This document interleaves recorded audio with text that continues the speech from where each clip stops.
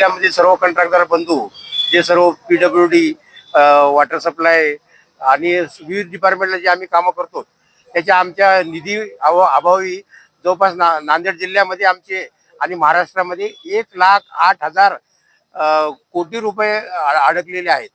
आणि शासनाने आम्हाला म्हणजे नेहमीच खोटे आश्वासन दिले. सर्व डिपार्टमेंटला जसं पाणी पुरवठा डिपार्टमेंट आहे, PWD डिपार्टमेंट आहे, सर्व डिपार्टमेंटने आम्हाला खोटे आश्वासन देऊन आमच्याकडनं कामं करून घेऊन महाराष्ट्राचा विकास तर करून घेतला, पण त्या विकासामध्ये त्यांना अतिशय जनतेने साथ देऊन महायुतीला भरपूर मतांनी निवडून दिलं, पण त्याची जाणीव महायुतीच्या सरकारने आणि मुख्यमंत्री महोदयांनी ठेवली नाही. आणि आज आम्हाला अक्षरशः म्हणजे 10,000, 5,000, 2,000 रुपयाला सुद्धा आम्ही महाग आहोत, डिझेल पेट्रोलला महाग आहोत. तरी आमची विनंती शासनाला आम्ही वारंवार विनंती केली की बाबा सर आम्हाला काही ना काही पैसे द्या, जसं तुम्ही नेहमी पैसे देता 10%, 5%, 15% द्या, पण त्यांनी या आमच्या विनंतीला मान दिला. गणेश पाटील हंगरगेकर, जिल्हा परिषद पाणी पुरवठा संघटनेचा कार्याध्यक्ष आहे. केंद्र शासनाची जल जीवन मिशन या अंतर्गत संपूर्ण देशामध्ये पाणी पुरवठ्याचे कामं चालू करण्यात आले. लोकसभा इलेक्शनच्या अगोदर ही योजना 2019 पासून सदर योजनेची कामं चालू आहेत. केंद्र शासनाची ही अत्यंत महत्वाकांक्षी योजना होती, जेणेकरून हर घर नल हर घर जल, प्रत्येक घरामध्ये नळाद्वारे पाणी देण्यात यावे.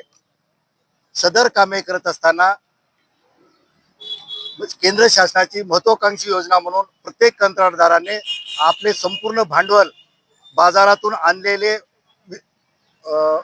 सामान, बँकेचा व्याज, बँकेचे पैसे, शिशी मिशन योजनेचे कमीत कमी 12,000 कोटी रुपये थकलेले आहेत. आमच्या नांदेड जिल्ह्यामध्ये 150 कोटी ते 200 कोटीच्या जवळपास बिले थकलेली आहेत.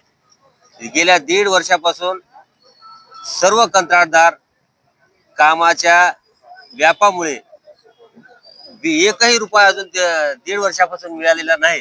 त्यामुळे सर्वच कंत्राटदार मेटाकुटीला आलेले आहेत.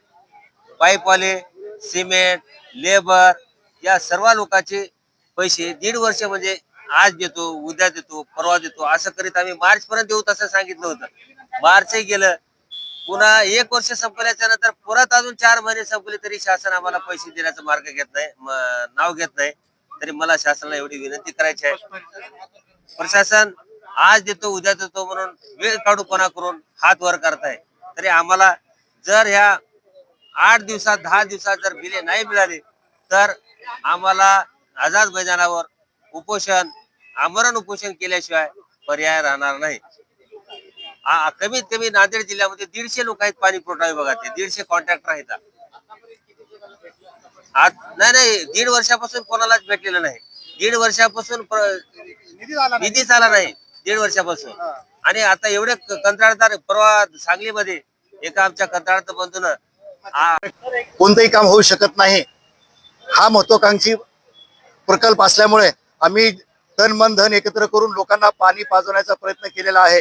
नांदेड जिल्ह्यामध्ये 11.5 गावचे निविदा निघालेल्या होत्या, पैकी आज पाणी चालू आहे, पण आम्हाला सदर कामाची देयके मिळालेली नाही.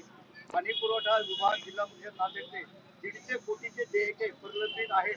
कंत्राटदाराचे खिसे रिकामे झालेले आहेत.